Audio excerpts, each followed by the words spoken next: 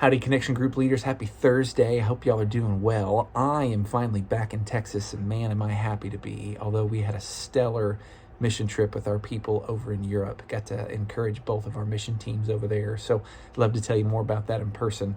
That being said, man, my internal clock is all sorts of goofy. So right now my body's telling me it's nighttime and it's not, but we'll get that figured out. I think it's Thursday morning. We'll see what happens when I walk outside.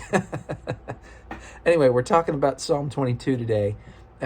Love this passage. It's so good. I think it's encouraging simply because it's honest. And that's actually where I would love to you, especially you speaking to students and even children, but I think adults need to hear this too. When we come to the Lord, we can be honest about how we feel. Now, we have to be really careful with feelings, right? Feelings frequently get interpreted in our brain as truth, and feelings are not necessarily truth. However, the things you are feeling, you are really feeling those things, and it's okay, and I would even say good, to tell God how it is you feel. And we totally see David doing that, right? We know for a fact that he's not actually being chased by bulls. He's using a lot of poetic language, but it feels like he's surrounded. It feels like ravenous dogs and like every kind of evil critter that he can think of is chasing him right now. He is being chased by a literal army.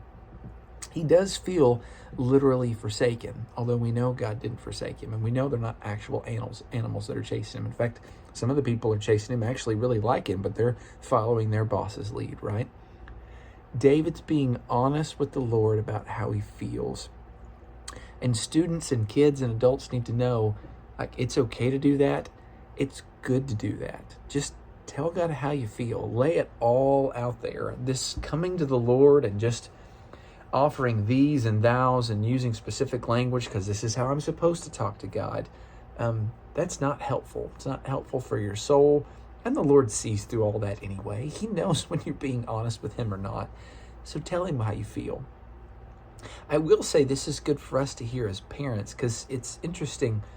God doesn't rebuke him for this prayer and how he's feeling. We see this from other people too. Job shares how he feels.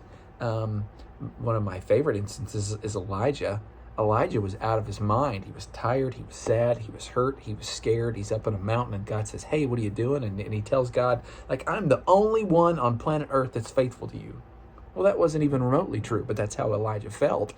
And notice God was really tender with Elijah in that moment. Parents, we need to be mindful of this with our kids.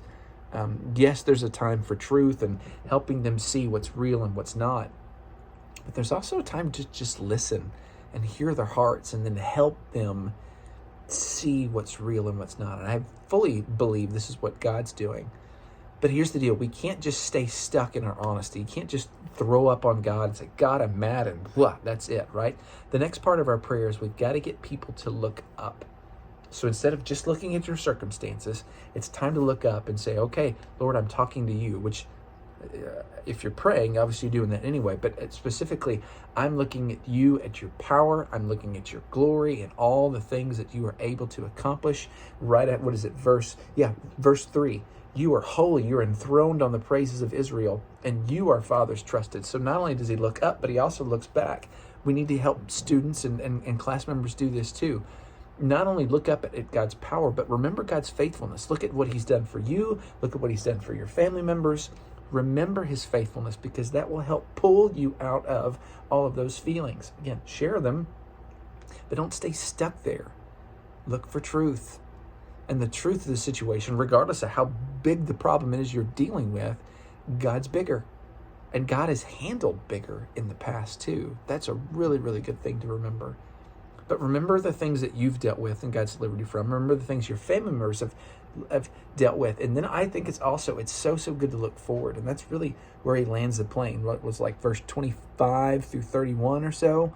He starts talking about, man, I'm going to praise you, and other people are going to come to know you, and you're going to be faithful to them.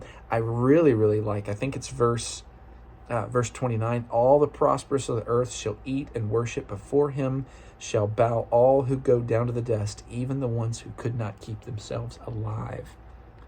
Like, there's a recognition of, okay, I'm in a really bad situation and this might not end well, but even if it doesn't end well, I know that you're going to be faithful to me. And that's absolutely worth repeating to our students.